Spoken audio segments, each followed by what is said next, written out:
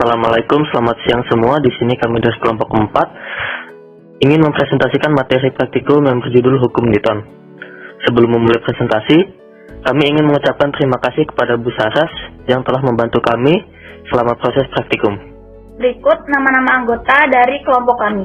Tirta Siorenatan selaku Ketua Kelompok, Natasha Puspa selaku Ketua Laporan, Rizka Febriana selaku anggota, Kinanti Bunga selaku anggota, Muhammad Abizar selaku anggota, dan Reina Carisa selaku anggota. Tujuan diadakannya praktikum Newton. 1. Mengukur besarnya nilai dari percepatan gravitasi bumi. 2. Menganalisis faktor-faktor yang mempengaruhi besarnya percepatan bumi.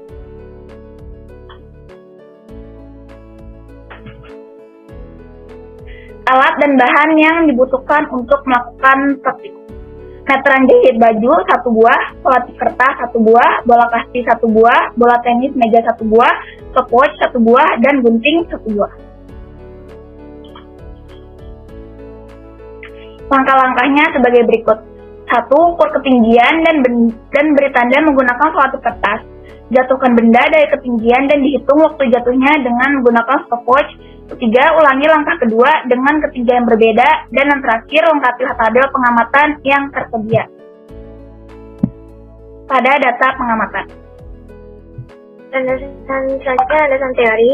Yang pertama, hukum gravitasi universal Newton dirumuskan sebagai F sama dengan G M1 dikali M2 per R kuadrat sama dengan M1G. Yang kedua, hukum gravitasi Newton adalah kesimpulan Newton bahwa gaya tarik gravitasi yang bekerja antara dua benda sebanding dengan massa masing-masing benda dan berbanding terbalik dengan kuadrat jarak kedua benda. Dan yang ketiga, hukum Kepler. Seorang ahli astronomi Johannes Kepler telah mampu menjelaskan tentang gerak planet di sekitar matahari. Kepler juga mengemukakan 3 hukum mengenai gerak planet yang biasa disebut sebagai hukum Kepler. Ketiga hukum yang dikemukakan Kepler adalah sebagai berikut. Hukum Kepler 1 berbunyi orbit suatu planet adalah elips dengan matahari berada pada titik fokus. Hukum Kepler 2 berbunyi gravitasi matahari ke setiap planet menyapu luas sama dalam waktu yang sama. Dan hukum Kepler 3 berbunyi setiap planet dengan pangkat 3 dari sumbu panjang orbit adalah proporsional dengan kuadrat dari periode revolusinya. Dan yang keempat, kuat medan gravitasi. Medan gravitasi yaitu daerah yang dipengaruhi oleh gaya gravitasi. Gaya gravitasi yang bekerja pada suatu benda dapat menimbulkan percepatan gravitasi, sehingga kuat medan gravitasi sering disebut dengan percepatan gravitasi. Kuat medan gravitasi adalah besarnya gaya gravitasi tiap satuan massa benda yang mengalami gaya gravitasi tersebut. Kuat medan gravitasi dapat dirumuskan sebagai G. Kuat medan gravitasi sama dengan G M per R kuadrat. Dengan keterangan G sama dengan kuat medan gravitasi dengan satuannya meter per second kuadrat. G sama dengan konstanta gravitasi dengan ketetapan 6,672 dikali 10 minus 11. M sama dengan massa benda dengan satuannya kilogram. Data pengukuran bola kasti pada ketinggian 150 cm. Hasil percobaan yang kami dapatkan adalah 1, 0,4, 0,45, 0,5, 0,5 dengan waktu rata-rata 0,55. Lalu pada ketinggian 145 cm, hasil percobaan yang kami dapatkan adalah 0,3, 0,4, 0,3, 0,45, dan 0,3 dengan waktu rata-rata 0,35. Lalu pada ketinggian 140 cm, hasil percobaan yang kami dapatkan adalah 140, 0,4, 0,35, 0,35, 0,35, 0,3 dengan waktu rata-rata 0,32. Lalu pada ketinggian 135 cm, hasil percobaan yang kami dapatkan adalah 0,25, 0,35, 0,3, 0,3, dan 0,3 dengan waktu rata-rata 0,3.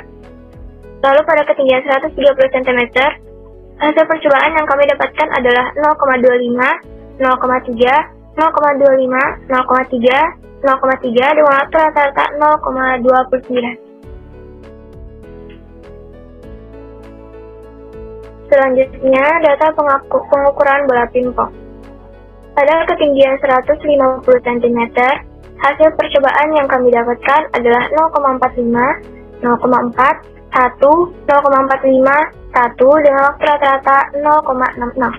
Lalu pada ketinggian 145 cm, Hasil percobaan yang kami dapatkan adalah 0,45, 0,45, 0,45, 0,4, dan 0,45 dengan waktu rata-rata 0,44.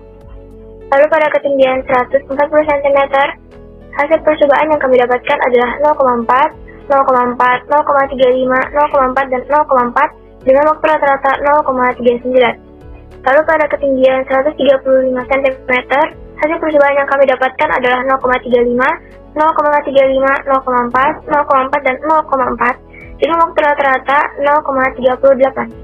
Lalu pada ketinggian 130 cm, hasil percobaan yang kami dapatkan adalah 0,3, 0,3, 0,4, 0,4, dan 0,35 dengan waktu rata-rata 0,35. Selanjutnya, analisis data percepatan gravitasi bola kasti, kami menggunakan rumus 2H per T kuadrat. Yang pertama, pada ketinggian 1,5 meter dengan waktu rata-rata 0,55 second, kami mendapatkan percepatan gravitasinya 10 meter per second kuadrat dengan percepatan gravitasi kuadrat 100 meter per second kuadrat. Lalu yang kedua, pada ketinggian 1,45 meter dengan waktu rata-rata 0,35 second, kami mendapatkan percepatan gravitasi 24,16 meter per second kuadrat dengan percepatan gravitasinya 583,70 meter per second kuadrat. Lalu yang ketiga, pada ketinggian 1,40 meter dengan waktu rata-rata 0,32 second, kami mendapatkan percepatan gravitasinya 22,85 meter per second kuadrat dengan percepatan gravitasi kuadrat 522,12 meter per second kuadrat. Lalu yang keempat, pada ketinggian 1,35 meter dengan waktu rata-rata 0,30 second, kami mendapatkan percepatan gravitasinya 30 meter per second kuadrat dengan percepatan gravitasi kuadrat 900 meter per second kuadrat. Lalu yang kelima, pada ketinggian 1,30 meter dengan waktu rata-rata 0,29 second, kami mendapatkan percepatan gravitasi 30,91 meter per second kuadrat dengan percepatan gravitasi kuadrat 955,42 meter per second kuadrat. Sehingga kami peroleh total dan rata-rata dari percepatan gravitasi adalah 118 dan 23,6.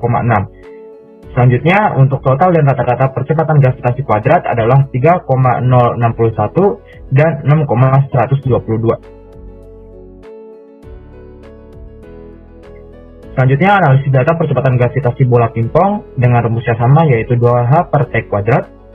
Di sini pada ketinggian 1,5 meter dengan waktu rata-rata 0,66 second dengan percepatan gravitasinya 6,88 meter per second kuadrat dan percepatan gravitasi kuadratnya 47,33 meter per second kuadrat. Yang kedua, pada ketinggian 1,45 meter dengan waktu rata-rata 0,44 second, kami mendapatkan percepatan gravitasinya 14,97 meter per second kuadrat dan percepatan gravitasi kuadratnya 224,10 meter per second kuadrat. Yang ketiga, pada ketinggian 1,40 meter, kami mendapatkan waktu rata-ratanya 0,39 second dengan percepatan gravitasinya 18,4 meter per second kuadrat dan percepatan gravitasi kuadratnya adalah 338,56 meter per second kuadrat. Lalu yang keempat, pada ketinggian 1,35 meter dengan waktu rata-rata 0,38 second, kami mendapatkan percepatan gravitasinya 18,69 meter per second kuadrat dan percepatan gravitasi kuadratnya 349,31 meter per second kuadrat.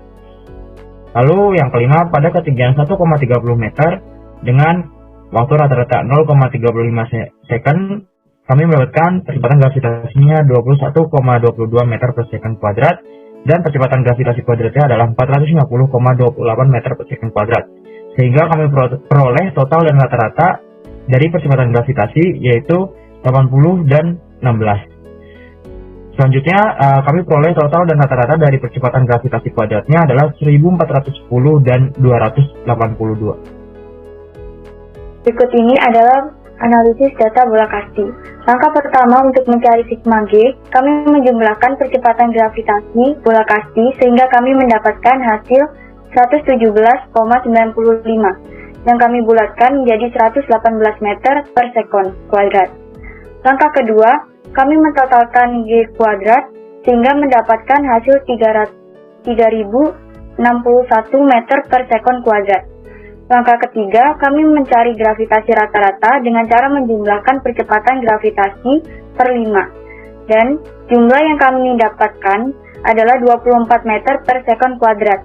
Kemudian kami mencari delta X dengan rumus 1 per dikali akar N dikali sigma G dikurang sigma G kuadrat per N kurang 1. Sehingga kami mendapatkan hasil 3,71. Setelah itu, kami mencari ketidakpastian relatif dengan rumus delta X per rata-rata gravitasi dikali 100% dan mendapatkan hasil ketidakpastian relatif sama dengan 15,4%. Langkah terakhir, kami mencari ketelitian dengan rumus 100% dikurang ketidakpastian relatif dan mendapatkan hasil 84,6%. Next. Berikut ini adalah analisis data bola pingpong. Langkah pertama untuk mencari sigma X, sigma G, kami menjumlahkan percepatan gravitasi bola pingpong sehingga kami mendapatkan hasil 80,16 yang kami bulatkan menjadi 80 meter per sekon kuadrat.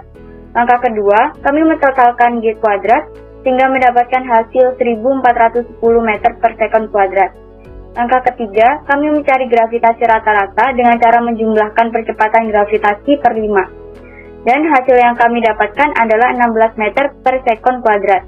Kemudian kami mencari delta X dengan rumus 1 per dikali akar N dikali sigma G dikurang sigma G kuadrat per N kurang 1. Sehingga kami mendapatkan hasil 2,5. Setelah itu, kami mencari ketidakpastian relatif dengan rumus delta X per rata-rata gravitasi dikali 100% dan mendapatkan hasil ketidakpastian relatif sama dengan 15,6%. Langkah terakhir, kami mencari ketidaktelitian dengan rumus 100% dikurang ketidakpastian relatif dan mendapatkan hasil 84,4%. Berikut ini adalah grafik bola kasti dari percobaan yang telah kami lakukan. Dan berikut ini adalah grafik bola pingpong dari percobaan yang telah kami lakukan. Berikutnya ada dokumentasi praktik hukum Newton. Kesimpulan yang kami dapatkan dari praktikum hukum Newton ini adalah semakin kecil massa benda, semakin kecil juga gaya gravitasinya. Semakin besar massa benda, semakin besar juga gaya gravitasinya. Semakin tinggi letak suatu benda, semakin kuat gaya gravitasinya. Dan semakin rendah letak suatu benda, semakin lemah gaya gravitasinya.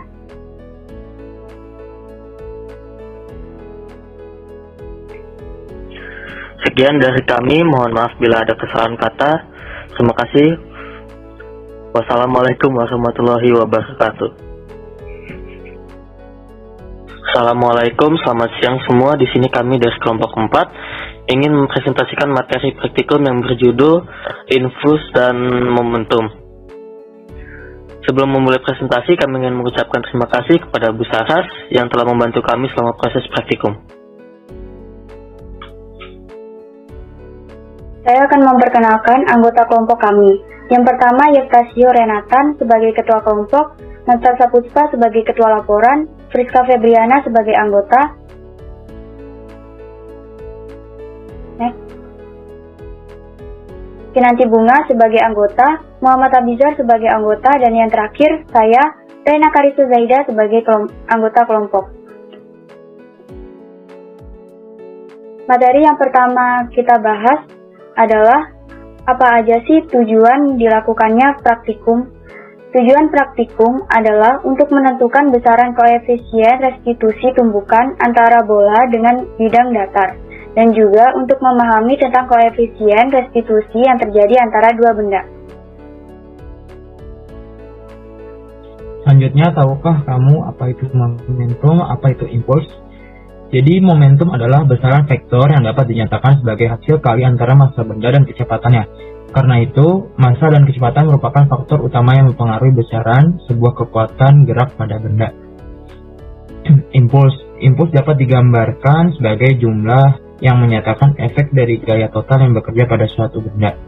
Hal ini didefinisikan sebagai hasil gaya dan waktu. Impuls juga dapat dinyatakan sebagai integral dari gaya yang bekerja pada suatu benda terhadap waktu. Cara menghitung impuls dan momentum. Jadi di sini cara menghitung impuls atau rumus dari impuls yang pertama adalah I sama dengan F delta T. Dengan I sebagai impuls, F sebagai gaya, dan delta T sebagai selang waktu. Selanjutnya cara menghitung momentum yaitu P sama dengan mv. Keterangannya di sini P sebagai momentum, M sebagai massa, dan V sebagai kecepatan. Landasan teori yang mendasari praktikum ini adalah yang pertama, hukum impuls dan momentum. Momentum dan impuls mempunyai suatu hubungan yang dikenal dengan nama teorema impuls momentum.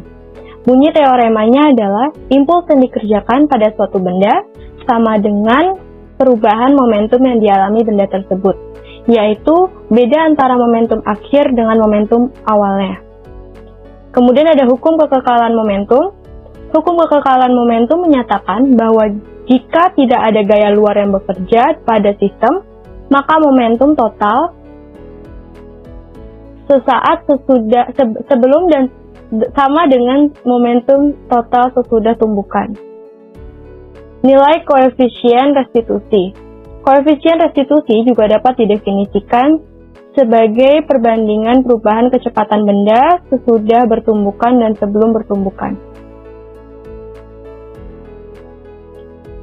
Kemudian ada sifat kelentingan atau elastisitas. Tumbukan lenting sempurna. Dua buah benda dikatakan mengalami tumbukan lenting sempurna jika pada tumbukan itu tidak terjadi kehilangan energi kinetik. Jadi energi kinetik total kedua benda sebelum dan sesudah tumbukan adalah tetap. Kemudian ada tumbukan lenting sebagian. Tumbukan lenting sebagian adalah tumbukan antara dua benda yang jumlah energi kinetiknya sesudah terjadi tumbukan lebih kecil dibandingkan dengan jumlah energi kinetiknya sebelum terjadi tumbukan. Yang terakhir ada tumbukan tidak lenting sempurna, yaitu salah satu jenis tumbukan yang hasil tumbukannya membuat benda yang bertumbukan menyatu setelah tumbukan berakhir. Alat dan bahan praktikum. Yang pertama ada meteran jahit baju 1 buah, selotip kertas, bola kasti 1 buah, bola tenis meja 1 buah, gunting 1 buah.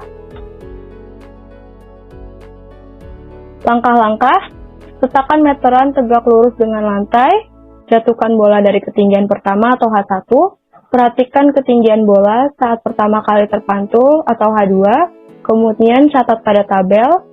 Ulangi langkah kedua dan ketiga sebanyak 5 kali dengan mengubah ketinggian pertama, lalu catat pada tabel. Ulangi langkah ke-1 sampai ke-4, namun kali ini benda dijatuhkan ke meja. Berikutnya, tabel data bola kasti pada lantai dan meja. Pada ketinggian 1,5 meter, tinggi pantulan pada lantai adalah 0,88 meter, di mana koefisien restitusi adalah 0,76, sedangkan tinggi pantulan pada meja adalah 1,08 meter, di mana koefisien restitusinya adalah 0,84. Lalu pada ketinggian 1,45, tinggi pantulan pada lantai adalah 0,8 meter, di mana koefisien restitusinya adalah 0,76, sedangkan tinggi pantulan pada meja adalah 1,06 meter, di mana koefisien restitusinya adalah 0,85. Lalu pada ketinggian 1,4 meter, tinggi pantulan pada lantai adalah 0,80 meter, di mana koefisien restitusinya adalah 0,75, sedangkan tinggi pantulan pada meja adalah 1,02, di mana koefisien restitusinya adalah 0,85 meter. Lalu pada ketinggian 1,35 meter, tinggi pantulan pada lantai adalah 0,78 meter, di mana koefisien restitusinya adalah 0,75, sedangkan tinggi pantulan pada meja adalah 0,97 meter, di mana koefisien restitusinya adalah 0,84. Lalu pada ketinggian 1,3 meter, tinggi pantulan pada lantai adalah 0,74 meter, di mana koefisien restitusinya adalah 0,75. Sedangkan tinggi pantulan pada meja adalah 0,95 meter, di mana koefisien restitusinya adalah 0,85. Sehingga rata-rata koefisien restitusi bola kasti pada lantai yang kami dapatkan adalah 0,75 dan rata-rata koefisien restitusi bola kasti pada meja adalah 0,85.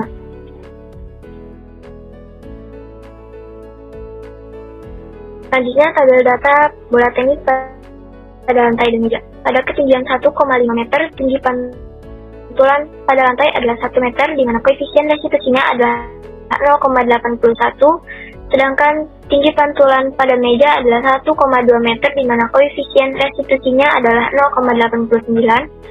Lalu pada ketinggian 1,45 meter, tinggi pantulan pada lantai adalah 0,95 meter, di mana koefisien restitusinya adalah 0,8. Sedangkan tinggi pantulan pada meja adalah 1,15 meter, di mana koefisien restitusinya adalah 0,89. Lalu pada ketinggian 1,4 meter, tinggi pantulan pada lantai adalah 0,92 meter, di mana koefisien restitusinya adalah 0,81 meter. Sedangkan tinggi pantulan pada meja adalah 1,1 meter, di mana koefisien restitusinya adalah 0,88. Lalu pada ketinggian 1,35 meter, tinggi pantulan pada lantai adalah 0,90 meter, di mana koefisien restitusinya adalah 0,81, sedangkan tinggi pantulan pada meja adalah 1,08 meter, di mana koefisien restitusinya adalah 0,89. Selanjutnya, pada ketinggian 1,3 meter, tinggi pantulan pada lantai adalah 0,88 meter, di mana koefisien restitusinya adalah 0,82. Sedangkan tinggi pantulan pada meja adalah 1,05 meter, di mana koefisien restitusinya adalah 0,89.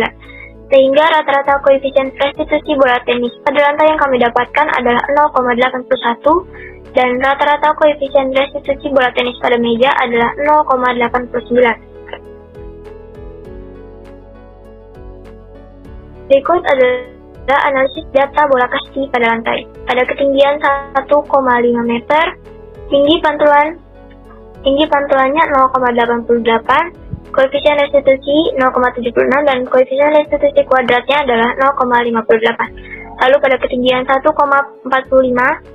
tinggi pantulannya adalah 0,84, koefisien restitusinya adalah 0,76, koefisien restitusi kuadratnya adalah 0,57. Lalu pada ketinggian 1,4, tinggi pantulannya adalah 0,8 meter, koefisien restitusinya adalah 0,75 dan koefisien restitusi kuadratnya adalah 0,57. Lalu pada ketinggian 1,35 meter, tinggi pantulan yang akan didapatkan adalah 0,78 meter, koefisien restitusinya adalah 0,75 dan koefisien restitusi kuadratnya adalah 0,57. Lalu pada ketinggian 1,3, tinggi pantulannya adalah 0,74, koefisien restitusinya adalah 0,75 dan koefisien restitusi kuadratnya adalah 0,56. Sehingga total koefisien restitusinya adalah 3,52 dan koefisien restitusi kuadratnya adalah 2,85.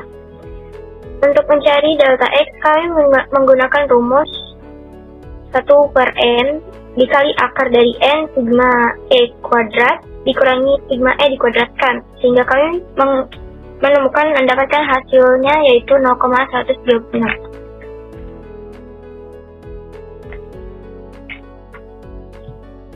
Dilanjut mencari ketidakpastian relatif dengan cara delta X per rata-rata koefisien restitusi dikali 100%.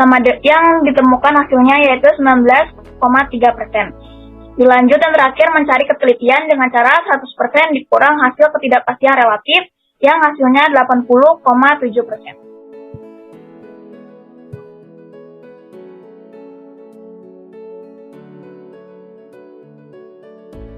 Selanjutnya, analisis data bola tenis pada meja. Pada ketinggian 1,5, tinggi pantulannya adalah 1,2, koefisien restitusinya adalah 0,89, dan koefisien restitusi kuadratnya adalah 0,79. Pada ketinggian 1,45 meter, tinggi pantulannya adalah 1,15, koefisien restitusinya adalah 0,89 dan koefisien restitusi kuadratnya adalah 0,79. Lalu pada ketinggian 1,4 meter, tinggi pantulannya adalah 1,1, koefisien restitusinya adalah 0,88, dan koefisien restitusi kuadratnya adalah 0,77. Lalu pada ketinggian 1,35, tinggi pantulannya adalah 1,08, koefisien restitusinya adalah 0,89, dan koefisien restitusi kuadratnya adalah 0,79. Lalu pada ketinggian 1,3, tinggi pantulannya adalah 1,05, koefisien restitusinya adalah 0,89 dan koefisien restitusi kuadratnya adalah 0,79. Sehingga total koefisien restitusinya adalah 4,44 dan koefisien restitusi kuadratnya adalah 3,93. Untuk mencari delta X-nya, kami menggunakan rumus 1/n dikali akar dari n dikali sigma E kuadrat dikurangi sigma E dikuadratkan dibagi n dikurang 1. Sehingga kami dapatkan hasil 0,02.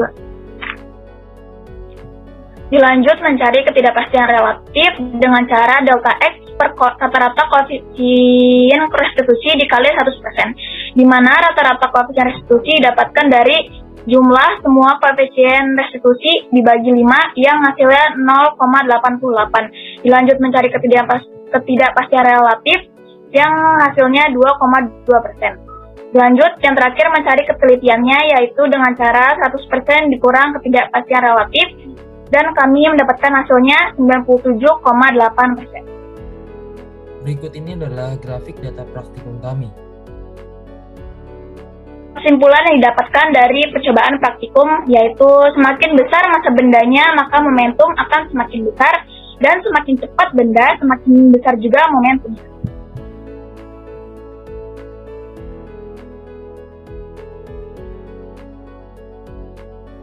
Berikut dokumentasi dari kelompok kami.